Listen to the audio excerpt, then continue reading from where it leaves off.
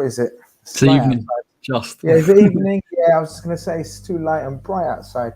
I got confused. Too many streams. Good evening. Well, good morning, good afternoon, good evening, wherever the case may be, wherever you are watching this. We know how we do worldwide and all that. Welcome to another edition of Daily Grizz, where we thought we're not going to have much to talk about. It's gone a bit slow, it's gone a bit quiet, but suddenly it's popped off. Suddenly, okay, well, there you go. So there you go. It's this big up Grizz, 2:03 a.m. in Malaysia. Amazing. The dedication of these people, man. Big up yourselves, man. Yeah, the judge says, Grizz Khan Daily, let's go. Listen, we've got quite a bit to get through, man. Quite a bit to get. Salam, Grizz and Corey, big up from Bangkok. Amazing. Love that. Absolutely love it. Yeah, people, wherever you're tuning in from, if you're watching this live, welcome. If you're watching on playback, welcome as well. Don't forget to like the stream on your way in, and like while you're here as well. Hello, lads. 1904 in Hampshire. Amazing. That's the one. Brilliant stuff. Of course, with me to talk all things news, not only West Ham, but obviously he's got a vested interested in West Ham, is my mate Corey. Corey, welcome to the channel once again. Hope you're doing well. I'm good, mate. It's like you say, it's all kicking off with West Ham. It's never simple or easy, and look, we've got a lot to talk about. But yeah, I'm looking forward to not only talking about that, but some of the other transfers as well that are kicking around, because it's been busy. I'm looking at next season now for the Prem and thinking the quality levels are going to go up. So if West Ham are going to be competing for a European spot, we've got to make some business. So yeah, loads to talk about, mate. I think you're spot on, man. It makes it so exciting. We done a preview show yesterday, Premier League preview predictions. And I'm not going to piss you off straight away by telling you where I thought West Ham were going to finish. It's not 11 or something, is it? I might bring it in slowly, right, as we get talking, right? And I'll explain my thinking. And I reckon when I explain my reasoning and thinking, you might... Actually, I'm going to get your prediction as well when we go on. And then it might even match. You never know. Mine and your prediction for your club might even match. But you're right. Everyone's doing a lot of business, and it looks like Premier League's got the most amount. Well, we know that Premier League's got the most amount of money, and they're bloody flexing their muscles or what? Like, if you look around Europe, all the major transfers involve Premier League clubs, like Darwin Núñez, your Haalands, your Gabriel Jesus's. These are I'm talking the ones that are completed. Bissouma, Richarlison, all 50, 60, 70 million pound transfers.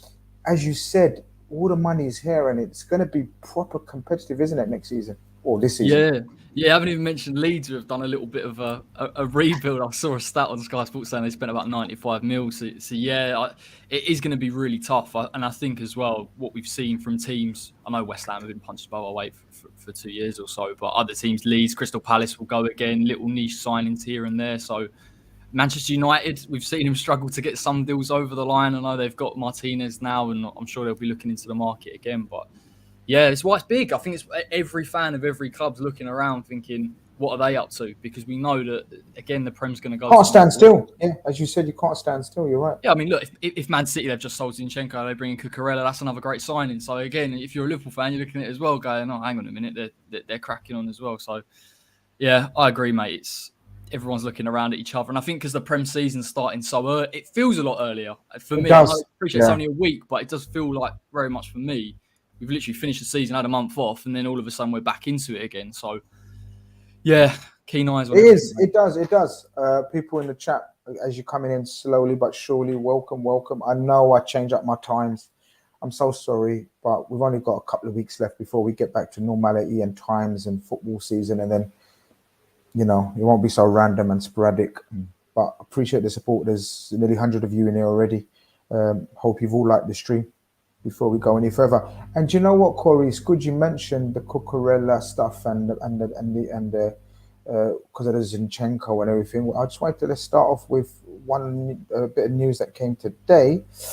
We've got a bit of a surprise one for me, Corey. So Brighton are negotiating with Arsenal for the loan of Nuno Tavares, and obviously as Cucurella seems closer to Man City reports. I had Brighton quite high, going back to the last night's show, right? I'm a massive fan of Potter, but to lose Bissouma To lose Dan Burn, to lose who else did he lose? Cucurella, as it seems likely. Yeah. That's a lot of quality and proper first team quality is losing. I'm not sure about this deal. What's your thoughts about Nuno Tavares and going to West Ham? It's the first I've seen of it. I think it's probably a great deal for Arsenal. He looked quite raw last season, Tavares, and he does look more of a left wing back than he does a left back. So I guess with Brighton's system 3-4-3, it probably suit him down to the ground. I don't think it's bad. I'd be so interested to see what Graham Potter can do with him. Because clearly there's ability there, and like you, I rate Potter really highly. So I think he'll be able to get a bit of a tune out of him. But it's interesting you say that because I think Brighton as a club, they future-proof a lot of the time because they know these players are going to go out, they're going to get big fees for him. You saw Ben White last summer. But then you see last season, they bring in Caicedo, Mwepu. So they've got, I think they kind of set the structure knowing Basuma would leave. So I wouldn't even be surprised if they were kind of still stabilising where they're at. And to be fair to them, I know historically West Ham, I don't think we've even beaten them in the Prem, but they're looking all right. They're looking like they're pushing for mid-table. So I think it's an okay signing, but I think it's more because he has potential and Potter's got the ability, and I think he could get something out of him. I think you're right.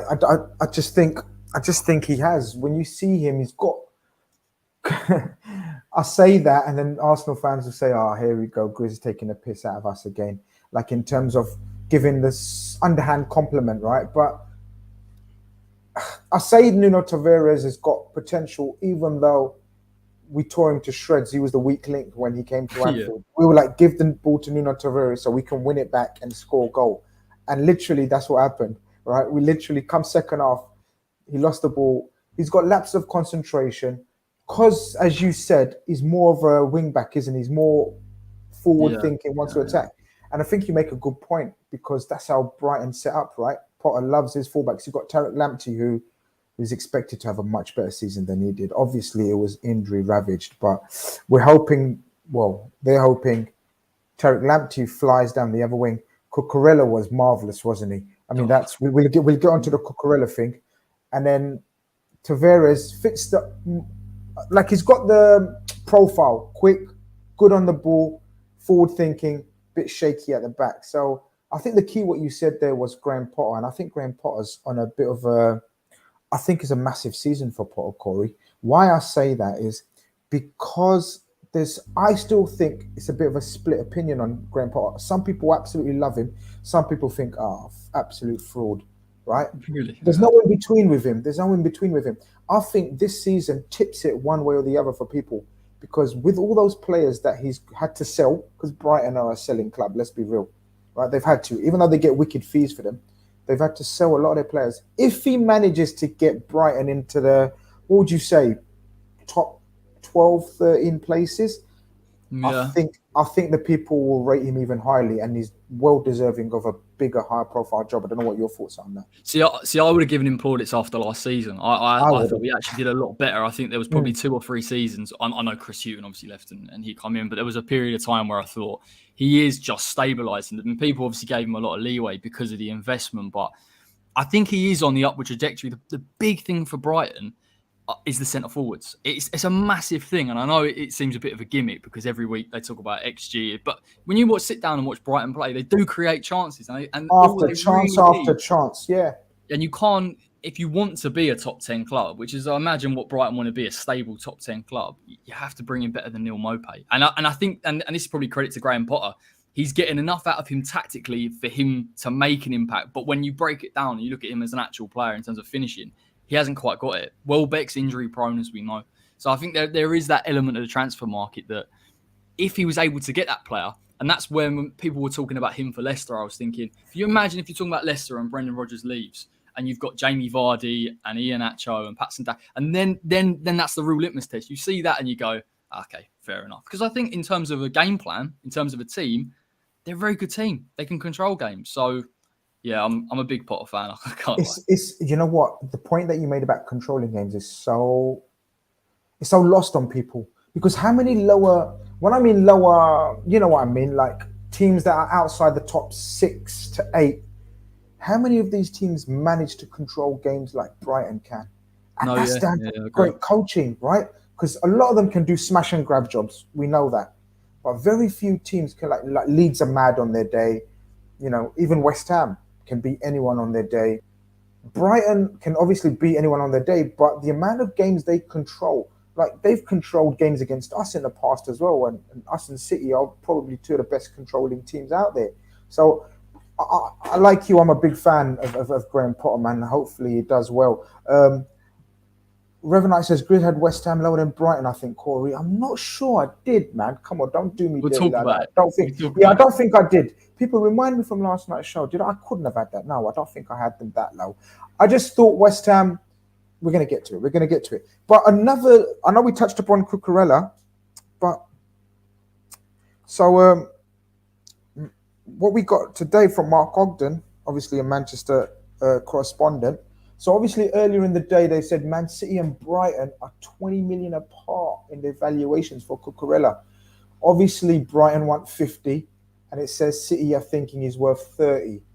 Where you with this? Yeah. I know fees are mad. I know how do we make sense of fees, but what's your thinking on that? Okay, so I feel like I can come in on this because I think if you're a Liverpool fan, a City fan, or a fan of any of those big six teams, you look at it differently to someone else. And I look at it from a West Ham Declan Rice perspective, and you look at Brighton, that is really probably their best player on paper.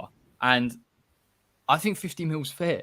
It's not what he's worth, but I always say this, it doesn't really matter what a club thinks necessarily. It's what the owner club can get for him. And I think that's fair. You got to imagine what would you sell him for that would make you go, all right, fair enough, I'd sell him at that. And I think 50 mil is kind of what, in my head, I thought Brighton would sell at. 30 mil's lowballing. Like at least meet them at 40. To be honest, I think that's a little bit because the thing is with Cucurella and the situation with Man City, and I appreciate that they've played around. I know Cancelo can play left back, but I'd imagine Cucurella will play a fair amount of games, and they have been trying to address that left back issue for a while, a natural left back. So I thought they would go in a little bit more than that, but City is City. Brighton don't need to sell, so it'll be an interesting one. Brighton, why are they so good at that when they don't have to sell? Like they always get the maximum price for their players. Now, I think 50 million is mad. It's not what's worth. I agree with you, but that's the market. Unfortunately, that's the way it rolls. It is. Look, he's had one season in the Premier League, right? Where he's not been amazing, Corey. He's been good. Obviously, I'm not claiming to see every Brighton game. Obviously, we see him on highlights or when he's playing our teams, right? Unless you're a fucking nut and you watch Brighton games in your spare time. But by all accounts, and that's all we've got to go by. We've got to go by accounts, people that follow their club, like shout out Maz from Brighton, who comes and helps me out on shows as well. He speaks so highly of him as well, and says he's a wonderful talent. Of course, someone reminded me yesterday, and people reminded me, I don't know, but he's from the Barca Academy. So he knows he knows the way, how to play the game the right way. And that kind of fits in why Pep would want him. Obviously, the connection is there. I think you're right, though. I think they'll probably sit in the middle because obviously a couple of hours later, Man City will not pursue a move for Mark Cucurella unless Brighton are prepared to accept a lower fee. I can't see Brighton turning their noses up at, let's say, 40 million. Do you reckon that probably gets done, right? I don't know. You know, they were quite strong with Ben White, if you remember, when they sold him for 50. And when 50 mil for Ben White come out, I thought, okay, I got it. And it's the same principle here for me. It's a player that's talented, that can develop. But the bigger thing for me with Cucurella, less so as a player, because I think you compare him to other Man City players in Cancelo, you go, okay, well, there's not really a discussion. But I think, like you said, the fit for that Manchester City team is very spot on. And I kind of look at it the same way with the Calvin Phillips signing. Again, a player that is very spot on for a specialist role. So, I don't know. I really don't know. I think Brighton will hold out, you know. I think they feel like they can. And I think because the track record's good, you're right. Yeah, but they've sold Zinchenko for 30 mil. So they must be looking at Man City now going, well, you have got the money. So at least to reinvest in another player. They don't need to sell, they won't, I don't think. The only thing that's bugging me, though, in terms of they might give in on this one, is because they didn't get full maximum for Basuma, Corey. They like getting maximum sort of offer, maximum price for their players, and because they might have feel they're hard done by with the Basuma, They might think, I don't know. I think it gets done. I think it gets done, definitely. Because you can tell his mind's made up. Cucurella, who would say no to Man City and Pep? And Yeah, it's a pull. It's a big pull. okay, Pixelated Pigeon saves the day. Grizz had West Ham 8th, so I didn't have them below Brighton. So all these guys that are trying to get me in trouble, right, just because I got Corey on the show today, behave. I had him 8th now, and I had Brighton 10th. So I don't know. Well, let's just talk about that now then. What do you think? Because am I harsh for that? I don't think I'm harsh for that. It's really difficult to say, and I hate doing these predictions because we're halfway through a transfer window, and as you know, it can completely change. And I think if West Ham do the business that I'm hopeful, although it's never that easy with West Ham, then I think we can compete for a Europa League place. But I don't think it's that far off as it stands, if I'm honest. And I think it's probably more. Well, it's twofold. It's you've got the fact that West Ham need to sign players, but also the level of the quality. And I'm looking at the likes of Spurs and Arsenal and the business that they've done, and I'm kind of thinking, well, are they realistically going to drop out of those positions, or are West Ham going to be ultra competitive at that level? And I'm not sure. I'm not sure. So I actually don't think it's a bad shout. I would probably agree currently. You take that. If 8th was given to you right now, I would, but I would want progression in cup competitions. Talking even if it is in the Conference League and the FA Cup, I would want us to be serious in those, because I think that's the big thing for the transfer window. It's, of course, it's about quality, but it's about West Ham and David Moyes for the first time really in 2 years having a squad to pick from. So I need to see that, and then we can evaluate. But I would sit on 8th. I don't think that's a bad shout as it stands. I think I based it on, and one of the key words I used, right, was fatigue. I think your squad right now, without any realistic, well, we'll get onto what you've done and what you haven't done, or what you need to do, because you got to remember we made the predictions last night as of now, and obviously there's a month left for 3 weeks or months left for the transfer window to take shape. You might bring in the 2-3 players, because you brought in the centre back, haven't you? From the was it Lille? Ren. Yeah. Highly thought of, right? Fantastic. Apparently 1-on-1. You needed that because you've got a bit of an aging backline. I think it's fair to say, right? Yeah. Injury prone, aging. You brought in a young, I think he's 24, 25, something like that. Apparently he's very good 1-on-1, very highly thought of. I based it on just that. Now, obviously, we're going to get into the players that you're linked with and you hope to do. So I just thought Rice and Souček have played like 100 games last season, it seems like, right? And then you've got an Antonio up front who's just not reliable in terms of consistently playing injury-free and scoring goals. In the creative side, you're good. The likes of Bowen, and obviously, well, we love Bowen. We know about Bowen. And Lanzini and the other fella. Fornals. What a lovely season he had as well. So creativity-wise, you're all right. I just thought in the fullback areas you could do better, and up front you can do better. Midfield back up to Souček and Rice for sure. You need to do better, and that's why I think 8th. I think 8th is a good season for you guys currently right now.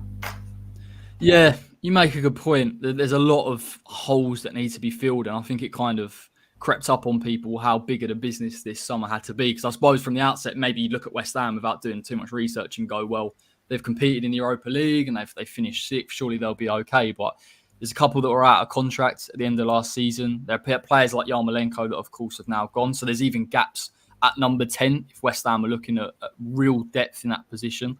But the big one's centre forward. I can't speak enough on that. I'm really happy with the Gerd. I think it's a fantastic sign. I think it's a progressive signing. I'm more than happy, especially when bringing in Areola. We've got Areola, a long-term first-choice keeper, who I think will show he has the quality. And I don't like to dig out Fabianski, but I feel like it's the changing of the guard. And of course, you've got Zuma and Gerd, which I think is a solid pairing. But it is Antonio. It really is. He did well last season to not get injured, which I find crazy. You know, watching him at West Ham, he's always picked up hamstring injuries, but it's the fatigue and it's the reliability on him to perform week in, week out at a certain level. And you've seen we've been linked with Broja, we've been linked with Scamacca. Those are good choices, ideally, because they're ultimately players that I think complement what we already have in terms of build-up, in terms of progression of the play, but also they offer that composure in front of goal. So that's kind of what I know that the business at the minute, and there still needs to be a lot done. But at least I like what I'm seeing with regard to the signings. Again, it's a progressive signing at centre-back compared to Greg Dawson, who did play well in fairness to him. I think even the young lad, Flynn Downs, who bought from Swansea for 12 mil, he will only be a backup. But ultimately, even what I've seen from him in terms of the balance that he can give to this West Ham team and grow into that role, again, at least we've got options. So I like what we're doing, but listen, you'll know more than me. At the end of the day, West Ham have got to do a lot more. The left back's a big, big problem. And to be honest, not to go off on a tangent really with it, but I didn't look at Cresswell too much and think he was too much of a problem area. He has had issues, and I think athletically is an issue. I think defensively 1v1, aerially as well. But he kind of improved towards the start of the season last season. And as the season crept on, I think some of those flaws really came out. And we played Rangers last night, and every single time on transition, he's getting annihilated. He's getting hurt from deep with balls around the side, and he can't compete. He can't deal with the flight of the ball either. And then, of course, if West Ham this season, which I imagine will want to press a little bit more and be a little bit more proactive out of possession, he can't do that because if he's caught, there's spaces behind him. So that's huge. I can't believe I'm sitting here saying left back's a priority position, but it absolutely is. And if we have to go and spend 30 mil for it, for a player that's going to be over the course of 4 or 5 years, we have to do it because you don't want to go into a season going, I know that area is problematic and I know it's going to cause us issues and the team's going to target that week in, week out. And I think, unfortunately, that's kind of where we're at with Cress at the minute. He's been playing centre-back, hasn't he, as well? That doesn't help. Sort of, he's been playing third centre-back, hasn't he, like on the left-hand side quite a bit. Do you think that's more suited to him? And probably goes on to my follow-up question. Do you anticipate a formation change then with Moyes? Possibly, like, because I know he likes playing the three centre-backs, or do you think he's going to fluctuate from game to game and see how it goes? Or is there... How many games have you had for pre-season so far? 2, 1? Just the 2, I think. If I'm what's the kind of setup being like, do you think? Then? It's 4-2-3-1. So it's been the same as it has last season. Cresswell's going to play 4. Cresswell's looking to play left back then.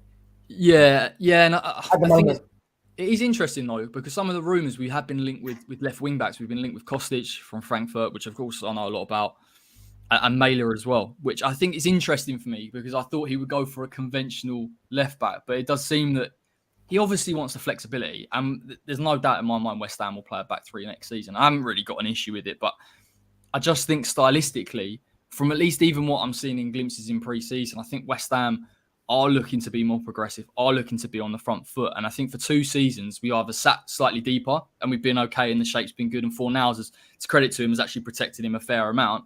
If you're looking to go and press, and you as a Liverpool fan will know how important that press is, if one element of that's out, all of a sudden the team can hurt you. And Rangers did last night. So it's so key. It's so key. It's got to be a player that's very comfortable 1v1. I look at Soufal on that right-hand side, and listen, I know his form's dipped up and down and injuries last season's hurt him, but a player that you can depend on defensively 1v1, but can also offer you quality delivery from that side.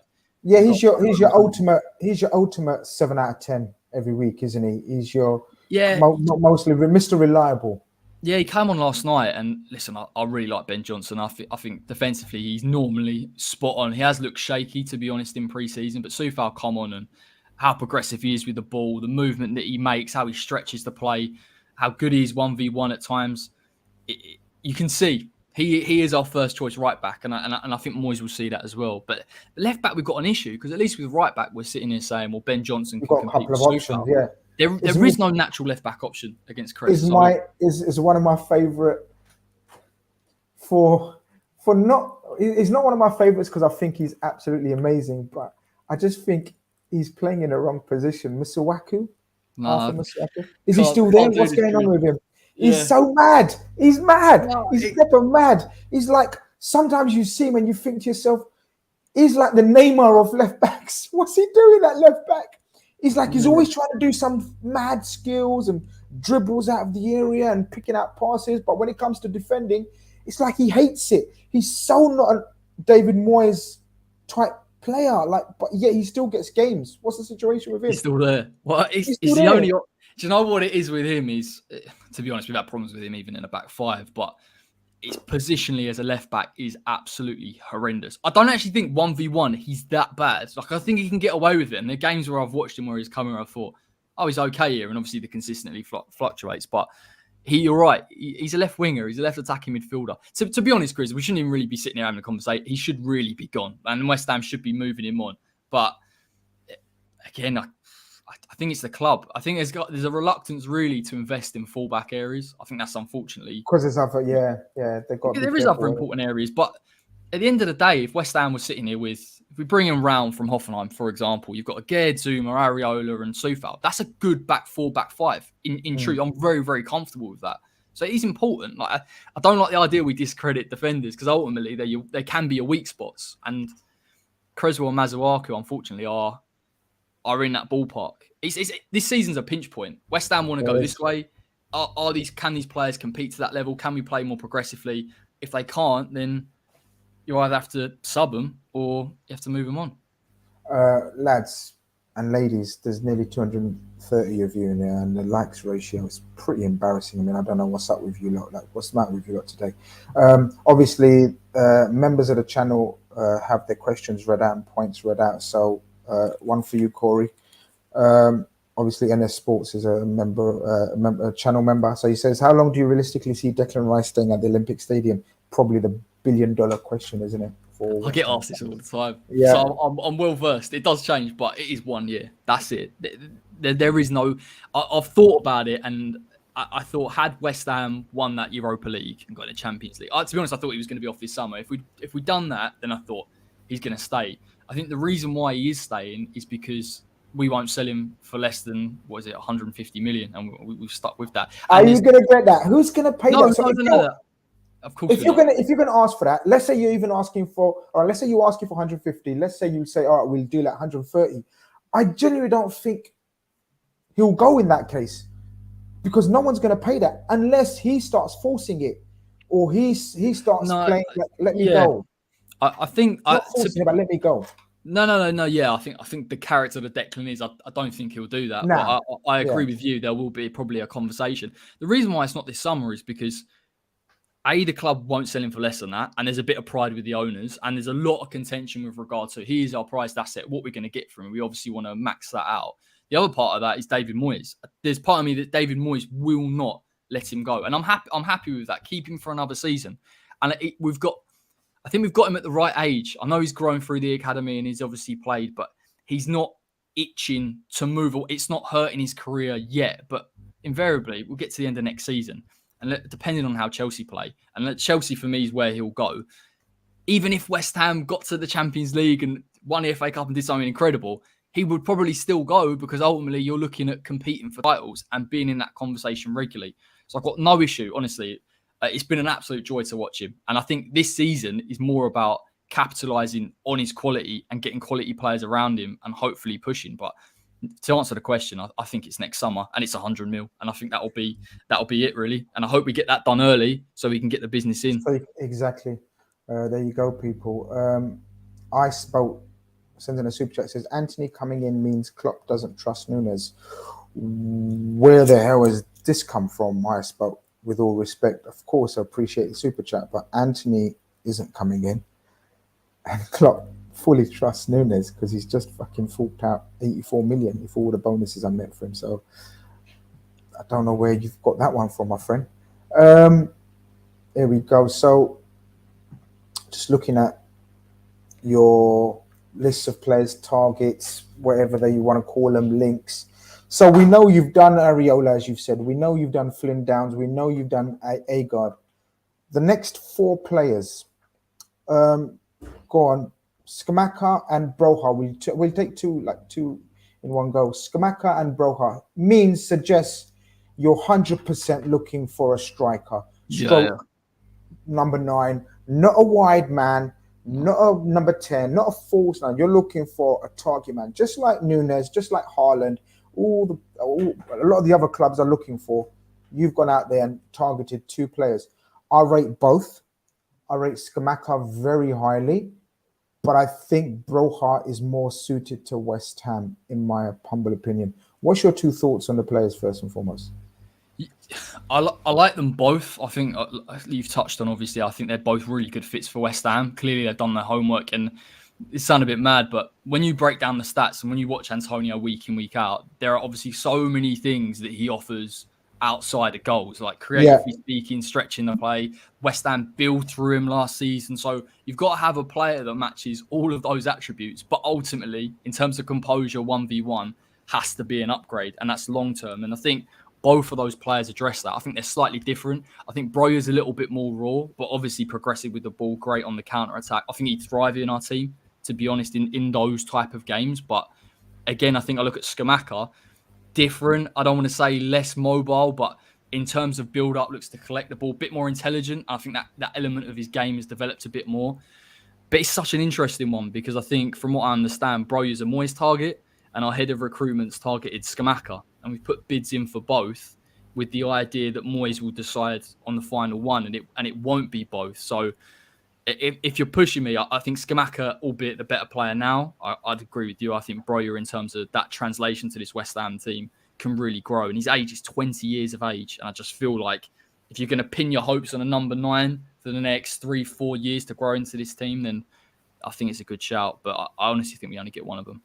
Yeah, no, I think Broja is 20 years old, and I said it on the show the other night. I was at Southampton, Liverpool, at Anfield, and he gave Virgil and I think it was Khanage playing a very hard game. He's not scared. He's not shy. Yeah, look, 6 goals last season. People talk about. Come on, he's playing for Southampton, injury ravaged season.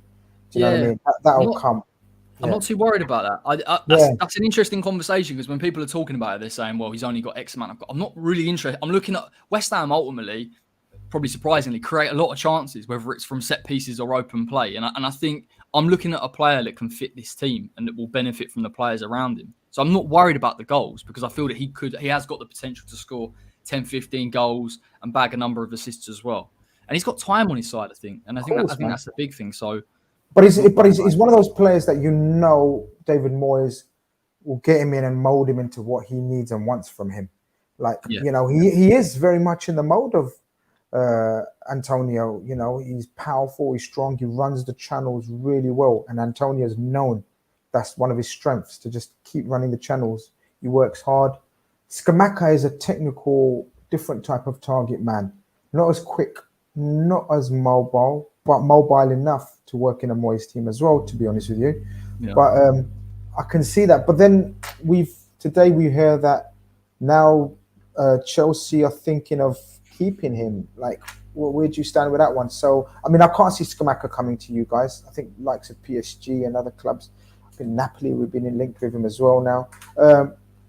I think Broja, I think he'll come down to what he wants, right? Because he's guaranteed, is far more guaranteed time at West Ham, or is he? Because that depends on Antonio as well. You don't want to give up on Antonio too early, because what if he's done a Joel Matip for Liverpool, like suddenly he's fit for the whole season? You still want Antonio to be your number 1, but you play so many games. I think if we broke it down and said a fully fit Antonio and a fully fit Broja, I think Antonio for now. And I think Broja will really. West Ham are in a good position where we are in multiple competitions, and Broja invariably will either play for the last 20, 30 minutes, start certain games, could start with Antonio. He'll definitely play, if he comes to West Ham, a lot more football than he would have done at Chelsea. The big one with this is I think we'll pay the money. I'm not worried about the money. It's 25 to 30 mil. I think West Ham will do that, and I'm happy for that, because it's clearly a David Moyes target. The interesting thing with it is the player wants to come, and he's not interested in a loan. He wants to move permanently. And I just wonder whether that, because there have been concerns that he comes to West Ham on a loan, there's no option to buy, and next season they go, all right, we'll give you 50 mil on Broja, and then we'll have Declan Rice back. And we want to avoid that situation as much as humanly possible. So, but it's good that the player wants to come. He wants a permanent move. We're willing to pay the money. I think this one rumbles. And I think purely because Chelsea just don't have that another number 9 fit that they want in their club. I think they will. And I think once they get that, then they'll relent. But people said Tuchel's never going to come out and go, yeah, he's free to go. You can have him now. And listen, you got to play the game a little bit. I think it's pure playing the game. I think it's so clear to see that it's playing the game and make sure you get a decent fee for him. Something else I wanted to get your opinion on. Where you stand with this? Well, this is it, mate. So this is where it comes to sort of Lingard and trying to find this player. I don't know what you want to call it, someone a number 10 or an attacking midfielder that you're in the market for. This is where your links with Lingard, and for Liverpool fans asking in the chat, the Oxlade-chamberlain chat. So first we talk about Lingard. Would he be your first choice for that role because he had a successful time with you guys? It was nailed on it, apparently. It was like every man and his dog was saying, yeah, Lingard's going to go to West Ham. What's happened? And it doesn't look likely now, or what situation now? To answer your first one, I think if he did join, I think he would be the starting 10. I think he's clearly one of David Moyes' biggest targets, and he's wanted him for three transfer windows now. It's money, and look, albeit I'm not one to sit here and advise Jesse Lingard on what to do, but I don't think the money that West Ham are offering, if it was a pittance compared to what Forest are supposedly offering, then I could maybe half get it. But I would understand his motivation is more for the last big pay packet before kind of the end of his career or the tail off. The concern is I think West Ham are offering 110, 120, and he's still not fully convinced on it. And I think whilst I'm happy, listen, he's a free agent. He's more than entitled to explore his options. I haven't got an issue. He doesn't really owe us anything. It's, of course, up to him. But I do find the whole indecisiveness on it a bit strange, to be honest. I think from a football move, he should never have stayed at Manchester United. And whoever advised him that was the correct thing is crazy to me. But if you are looking to move for football reasons, with all due respect to some of the other clubs that he's been linked with, Everton and, of course, Nottingham Forest, you come to West Ham for now. If I'm hearing talks that he wants to get back in the England team, which I think is highly unlikely, you've really got to bank on moving to West Ham now and making the most of it and playing around Jarrod Bowen and Declan Rice. But if they're offering 200k a week, which is the rumour, then we're not going to pay that. It doesn't even matter. I wouldn't even be crazy at us not paying that, because I think we can't have Declan Rice on 60, 70k, not having a new contract, and someone else being on 200k. That's mad to me. You would have thought he's made up his mind, though. Like, he would have, forget the money. He's earned enough money, as you said, and everything. That's what I mean. That's exactly what I mean. He really enjoyed his time at West Ham. You would have thought, come on, Jesse, play your part as well. And the fact that he's still not, it put me off.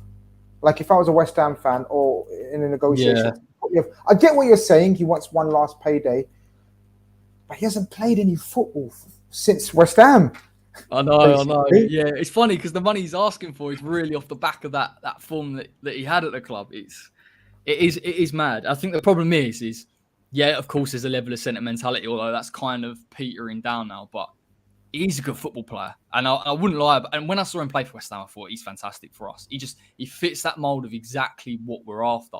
There's always that kind of hope in your head that if he did come, and it'd be the end to the most boring saga I've ever seen in my life at West Ham. But it would still be a great signing, and I'll still be more than happy. But I get what you mean.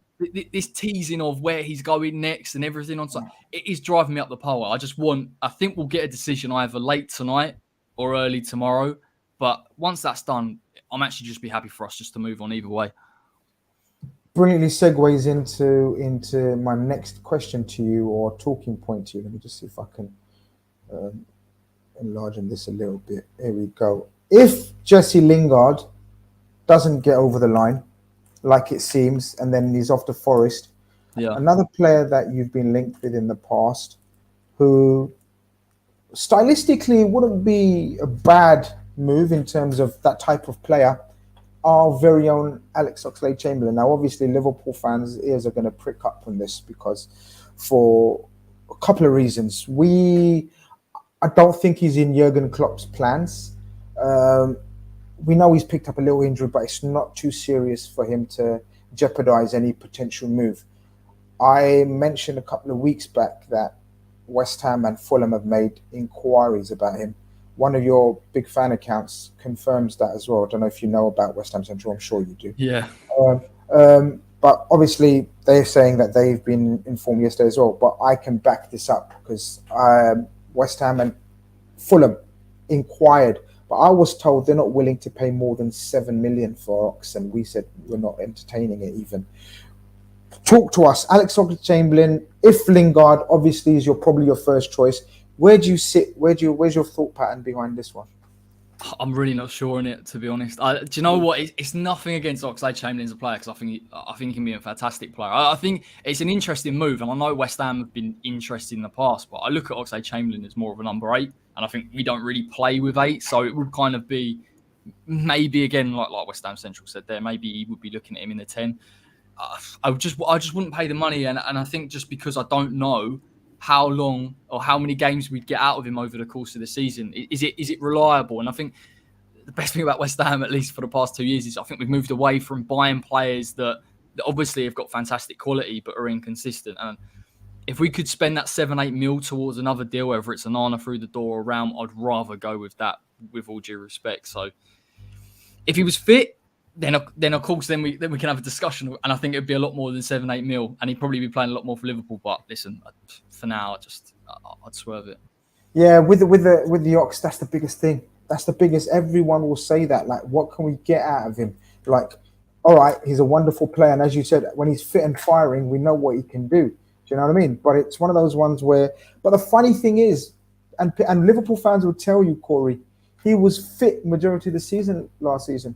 He barely had injuries. Like, he was amazingly fit and in terms of available.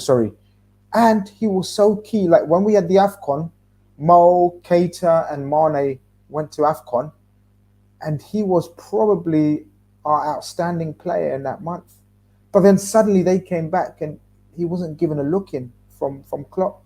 And I think that frustrated him. Like, he scored, people in the chat remind me, I think he scored about 3-4 goals in that month. That kept us going because he played up front. He played with Jota and Diaz up front. He played on the right hand side, so he was good for us, man. I mean, people in the chat saying, "Take him, please, take him." Yeah, wasn't that good then?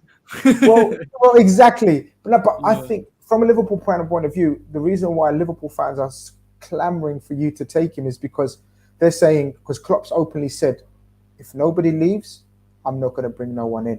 And that's why Liverpool fans are saying, well, if Ox leaves, surely that means we can bring in another midfielder who's more aligned with Klopp. Because Klopp says, I love him, I trust him. You can't get a better profile than Ox in an 8 for me in terms of his quality is unbeatable. And he doesn't pick him, Corey. So people are saying, why is he saying all that and he doesn't pick him? Do you know what I mean? Like, a fit and firing Ox, fucking hell, he's some player. Yeah, I agree. Look, I agree with you. I mean, if you could get, like, I know you're saying he was fit for majority of last season, but if you told me he could get 30 games out of him, of course I'd take him. It's just it's such a weird one, and I had exactly the same with Jesse Lingard, where because they haven't played for so long, or at least in my head they've not been playing regularly, just look at it and think, what player are we getting? Does he come in? Yeah. And I just think because of the targets, too much uncertainty in it. It's too much uncertainty. You want because you can't muck about with money and finances. No, not at all. Yeah, and I think if we played 4-3-3, it'd be a natural fit. I could completely understand it, and it would make, and I could almost be on board with it. But I think because we've been linked with Onana, that's our 4 defensive midfielders sorted. And to be honest, if we are going to bring in that attacking midfielder, and listen, it was going to be Jesse, probably more of a 10. I want a direct winger really on that side just to give us more balance. It's just not in our mind, I don't think.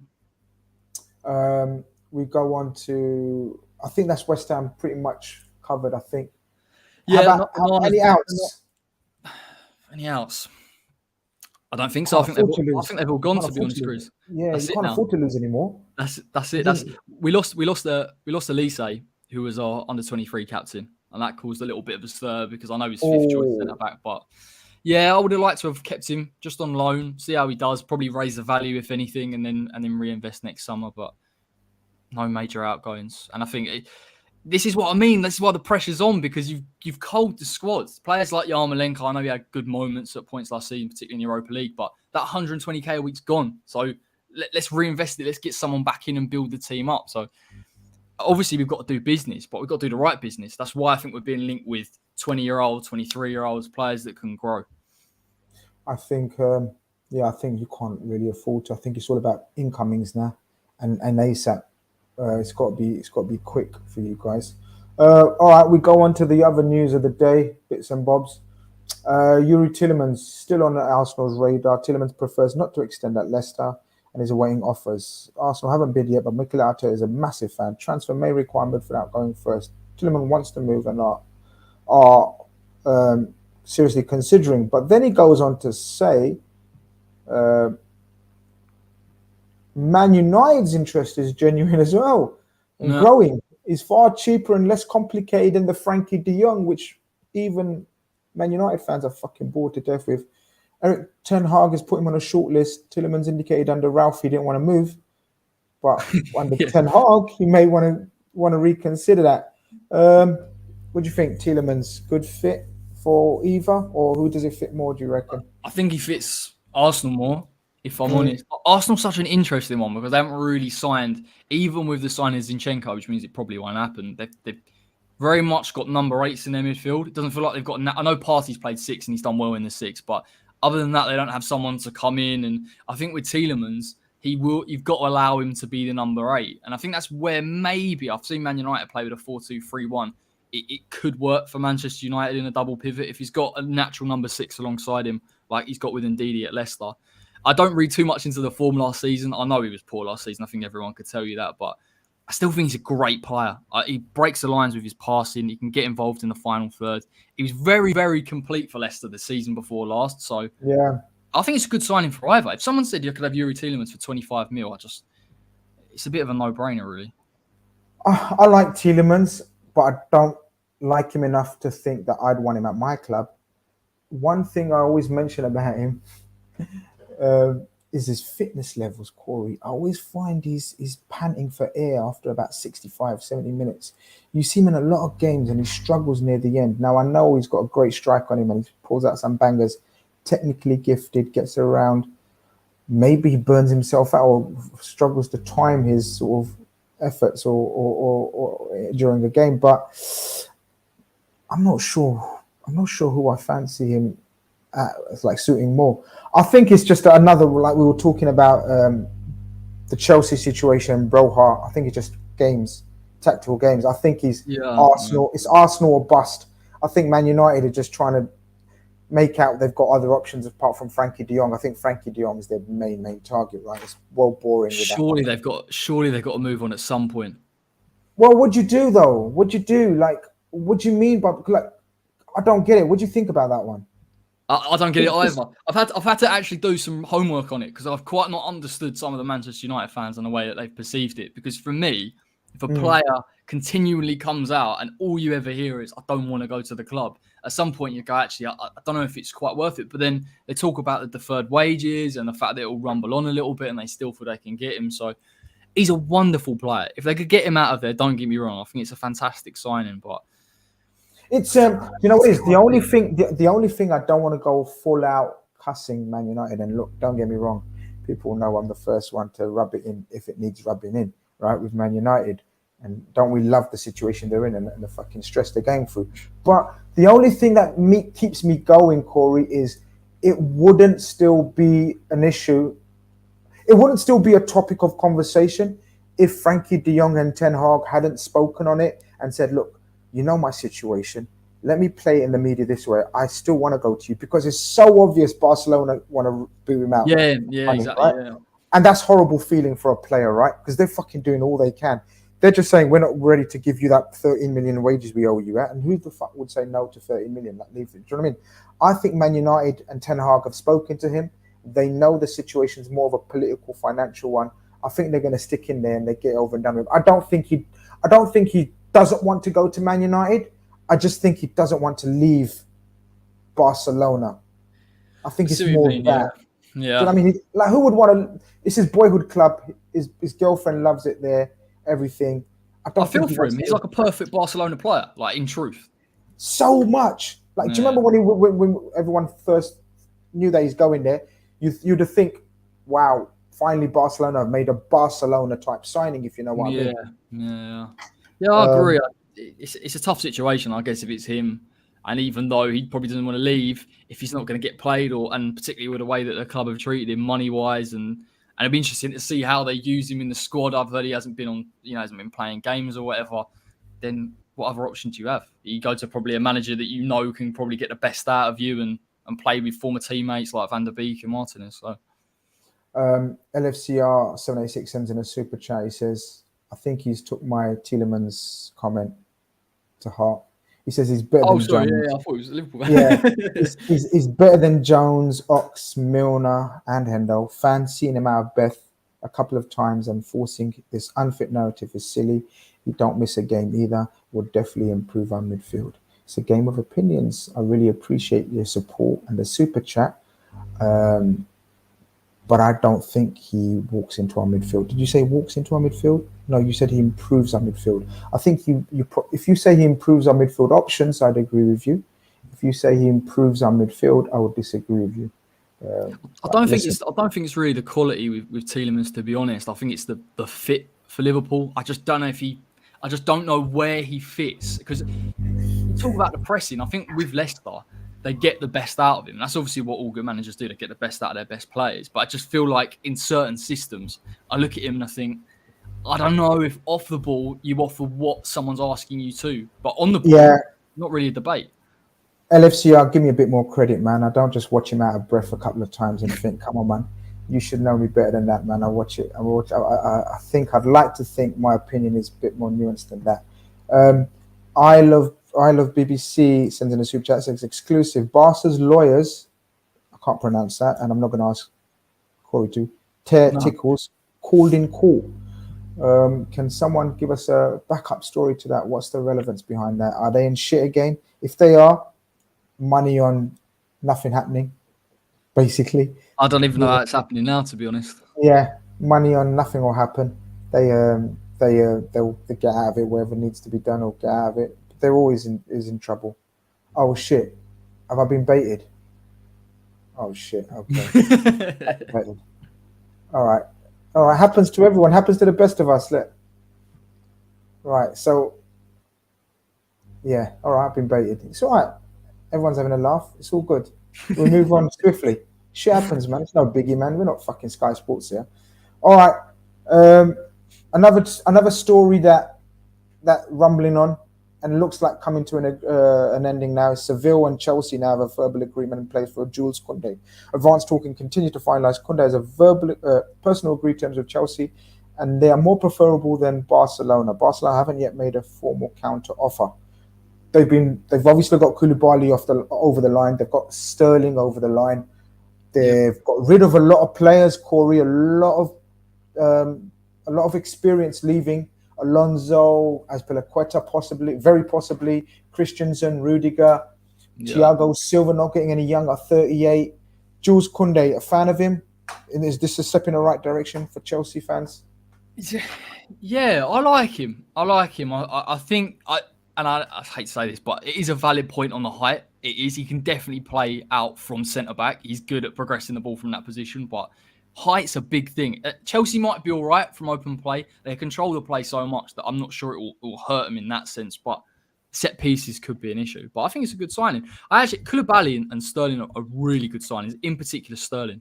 I think that's a solid signing, to be honest, on that front three. I think he'll fit like a glove. I think he'll help create chances for them. They need Havertz really to come to the fore or get another number 9 in, but I think Koulibaly and Kounde in the back three, I think that's pretty good. Yeah, Kounde, look. Okay, Kounde is definitely better than Diego Carlos, who was his partner at Seville, who I think is an absolute car crash of a centre-back. And Aston Villa fans, if they thought Tyrone Mings was bad, this guy's the Brazilian Tyrone Mings, I'm telling you that. So early shout, come back to me if I'm right or wrong with that one. So let me know what you think of that one. Diego Carlos. Jules Kounde is better. I still think he's very, very raw. I've watched him against Antonio, and he gave him problems. It's the physicality of him that gave it, and I just wonder whether teams. You mean Antonio gave him problems, or Antonio in the second leg against Sevilla, he caused him real issues, and 1v1 at their ground or at your ground? At our ground. Playing into him, looking to play off Antonio. I just wonder. He's definitely a good player. There's no doubt. I don't know whether teams will possibly play on it a little bit. But like I say, you got to get the ball off Chelsea to hurt him in that sense. Yeah, he's not one of those tallest ones, is he? Just like the Man United fella that everyone's talking about. But Jules Kounde is mobile. Is he an upgrade on Christensen?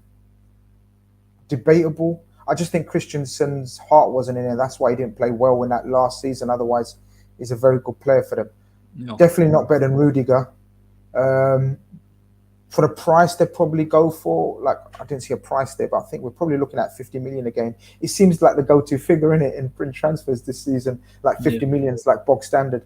You'd like, rather spend 55 mil on Kounde than you would Nathan Ake. And that's exactly. That's where they're probably going towards. I think Koulibaly, I've said my piece on Koulibaly. I think in isolation, Koulibaly is an absolute monster of a centre-back, one of my favourite centre-backs of the last decade. I've said this, Chelsea fans keep taking it the wrong way. I'm not cussing the player. I just questioned if Koulibaly, 31, coming into the most hectic league in world football, along with Thiago Silva, who's 38, not 34, not 35. I believe he's 37 or 38, sorry. Yeah. If they have to rely on them two for the majority of their season, that's where my questions and doubts came from. But obviously Chelsea fans have took it like, oh, Grizz hates everyone that Chelsea's linked to. No, I don't. Like, sometimes I get angry that you're linked with such a good player, but that's because I hate your club. Yeah, of course. Like, you can't want me to like your club, lads. Like, that's not how it works. But yeah, I think Raheem Sterling, I'm with you. Raheem Sterling's brilliant business. Like, in terms of business, like 35 million. No, sorry, how much? 45, which is 45 still a bit of a steal million. anyway. Yeah. It's a steal for Raheem Sterling, 27 million. Again, what I've just said is, if that's your attacking transfer business done, then it won't be enough. Because what Sterling is an elite chance creator, elite movement off the ball. He's not an elite finisher. And what did you have problems with last season? Finishing chances. So they definitely need a, dare I say, a Broja. I think Scamacca will be a fucking good fit for Chelsea. Yeah, I agree. But this is the test, Grizz, isn't it? Because I think he's got burnt a little bit with Lukaku. I think everyone thought when he came into Chelsea that was the missing finishing touch. Yeah. But not only just that, obviously he was in poor form, but that front three looked different. It didn't press the same way. It didn't create chances the same way. The movement wasn't quite there. It was a big test. You've got to find the right player. And I wonder whether you get to a point where Chelsea fans go, Tuchel's got to maybe do a little bit more with that front three, creatively speaking. Because at the minute, I look at Chelsea, this is a fantastic team, but the creativity comes from the wing-backs. If they're injured or there's a problem there, then all of a sudden that chance creation goes down. So I think it's a little bit of pressure, at least in the attacking sense. No, absolutely. I think you're spot on. Because the excuse that Chelsea fans gave was, well, Chilwell got injured and Reece was out for a little while. And that stopped our team from playing the way we wanted to play. Look, and that's fair. And look, I understand that. But not one of Chelsea fan can tell me Tuchel has improved any attacking player in that club. From Pulisic to Havertz to Werner to Ziyech to Hudson-Odoi. There's a lot of talent there, to Lukaku. So many attackers there. Has he improved anyone on a personal level on one-to-one coaching? I'd say no. Now he's buying probably one of the most finished products in terms of Raheem Sterling out there. He's gone for the safe option, right? Because Raheem Sterling's tried and tested, right? We know for England, for Man City, even for Liverpool, the man's numbers are great. Will he improve Raheem Sterling even more? I don't think so, but I think Raheem Sterling definitely improves their attack. Yeah. But now the key is the striker they get. I think it's absolutely key in terms of how their season progresses. Because if they keep it the same, I'm not hating on Chelsea. I genuinely think it's going to be a tough season for them. And I think that showed last season as well. That, he's got to show something to improve his attack. I think Tuchel, last season, it's absolutely fair to give him leeway, benefit of the doubt, because obviously all the off-field issues were mad, right? No coach should need to go through that. I think Tuchel is under a lot of pressure. What do you think this season? Yeah, I mean, it's a weird one. I think he could probably get a little bit of leeway just because I think Chelsea fans obviously give him that. He's won them the Champions League and he came in and did so well. I think the new owner will probably, again, give him leeway from what I understand in terms of he's actually backed him and he has the final say on things. So I think that leans into it. But I definitely think there's a conversation towards that second half of the season. If we're talking about Chelsea and they're competing to get into the top 4. For me, Chelsea should really be third, competing for the title. Not compete for the title because the level is so massive, and I'm not sure there are too many teams that can actually sort of cut that gap. But if he's in that conversation for top 4, not a dead cert, then I think they'll get a little bit impatient. And I think, to be honest, Todd Boehly will. Because if Todd Boehly actually bails him out and spends X amount of money and gets the players that he wants in, and he can't do anything to improve the Chelsea team, then there's going to be conversations. Tuchel's a great manager, but I agree with you on the attacking front. It's last season it was very poor. It was, but as I said, banter aside and joking aside, he absolutely deserves benefit of the doubt because of the season before, how brilliantly he done. So I think last season you've got to admit that it was a bit of a. It's a knife edge as well. I know we talk about you'll know you obviously won your 2 trophies, but let's just play devil's advocate. If Chelsea win does the discourse change then? All of a sudden he's had a good season. There's no you see what I mean? So yeah, absolutely. So that's why you definitely give him benefit of the doubt. But with Spurs, Arsenal making inroads in the transfer market, Man United even as well this season, that spot for third place, let's be real, is probably the spot for third place. Like I think Liverpool, Man City, like you said. Even though I think the gap will be closer, I think Spurs really press us to a degree. I don't mean they're challenging. I think the gap becomes less. It's not 10, 15 points. I think it's about 7 to 10 points possibly. Maybe I'm giving them over credit. I just think the Conte effect is too much. I think they will have an influence on it. I definitely think they're competitive for third, and it makes me feel quite ill just thinking about Tottenham being third. They're doing well, but I can't look away from the business. And I think even though some people point out, well, if you took that out of isolation, you didn't say Conte bought those players. Maybe you're saying, well, actually, is it that good a window? But you know full well that those players are purpose built. Basuma's a fantastic player for that midfield too. Richarlison is as a backup option or as a versatile option to play on that front 3 with Kulusevski already and Son and Kane. It's a problem. And I know what Conte, and I said last season, that's why I felt that Tottenham would eventually get to the top 4, because Conte's the equaliser. He's that good a coach. He will take you to that level. Spot on. He is. He's literally the equaliser. It may only be for 2 seasons, but those 2 seasons. Hopefully. Yeah, it will be. No, it will be. He just literally doesn't stay anywhere for more than 3 seasons, max 3 seasons. I think. Do you know what? I think there's part of him that might think he has to win something next season in order for him to keep going because of the expectation that he has. But there'll be. But he brings it upon himself. Yeah, he brings that expectation on himself. That's the kind of man he is, isn't he? But I think it'll be brilliant next season. I think the battle for the top 4. All right, I think there's 4 teams that are really going for 2 places. If you was a betting man, if I put you on the spot right now, all right, let's just assume Liverpool, Man City, or Man City, Liverpool, whatever order, right? What's the other 2 spots going to? See, I thought about it. So I think Spurs are third, and I still think Chelsea nick 4th. But it's an unpopular opinion because you're not the first person to tell me I can see Chelsea slipping down this season, but I just don't know. I want to see this Arsenal team with Europa League football, how he deals with that. Can he keep the consistency? Can he deal with the pressure? If he can, then I still think Arsenal are ridiculously competitive anyway for that top 4 spot. But I just see Chelsea just clipping in. But is it good enough? See what I mean? Yeah, I've probably changed my mind, but I went for Spurs. I went for the North London double act for 3rd and 4th, man. I went Spurs 3rd, and I thought Arsenal just gonna pip it. I think it's more based on my hatred for Chelsea and Man United, as opposed to logically make sense from a footballing point of view. I agree with you. Arsenal may just fall short again because of their stuff in Europe and whatnot as well. But then you've got to think some clubs are in Europe as well. So yeah. It's a balancing act, but Jesus, look, I mean, the impact that he's going to have, I think, he's going to have an impact. No, it's an unbelievable signing, and I think it will take them to that level. But listen, Spurs Arsenal in the top 4 isn't a bad shout at all. I'm just going off experience. So we could get a month into the season and all go, okay, I know where this is going. Yeah, exactly. People, it's the last one. I says, Grizz brother, are you hosting a Big 6 tonight, Mr. Turkish in America? I am indeed. Turkish is in America on the Arsenal tour, so I've been left to handle business while he's away. I have not slept because trying to handle them fuckers out there. And today we've got the added spice of a certain Mr. Lee Gunner in the building to represent Arsenal. So that should be quite. Oh, mate, that's going to get tasty. That's going to get quite tasty, people. But Turkish said, you're the best man for the job. And I said, all right, no problem. So that could get well tasty tonight, people. Don't forget, 10 o'clock. Big Six is live and active.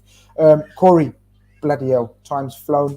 We've talked about, we could have talked loads more as well, but really, really appreciate your time. Thank you very much, my man. No worries.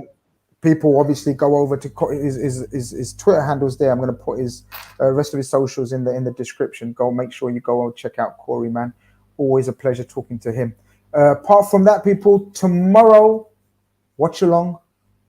Liverpool, Leipzig. Yeah, you've got me on the hype train about watch alongs. I'm not a watch along man, but the success of the last one and you guys enjoyed it, like, you weirdos. All right, if you enjoyed it, I'll do it again for you lot. No, but it's serious. It's not me. I like. But what I did enjoy was chatting to the community, because it's like watching a game with your mates. So if you can relax, because I'm not one of these that does all the antics, and I'm not about that. I like watching the game, and I love watching it with people. And if I can watch it with the community that I've built up, bless them, then it's not a bad shout. But if you want all antics and me jumping up and acting, and no, it's not me. So don't even watch it tomorrow if you want, people. But I'll be here for you lot. And then obviously we're going to do the match reaction at 10 p.m. after Love Island. So make it 10:20, 20:15. Not because I fucking watch it, but everyone else is addicted to it, before you get it twisted. Today, apparently, I got baited in a super chat as well. That happens to the best of us. You've been wonderful. Take care. Over and out.